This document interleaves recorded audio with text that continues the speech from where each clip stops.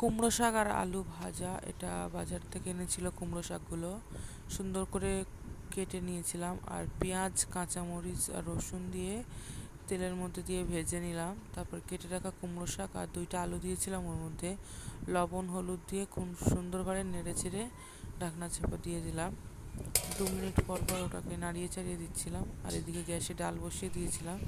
যেহেতু কুমড়ো শাক ভাজার সঙ্গে কিছু ছিল না তাই ডাল রান্না করলাম। ডালের সঙ্গে কুমড়ো শাক ভাজা খুব সুন্দর যায়।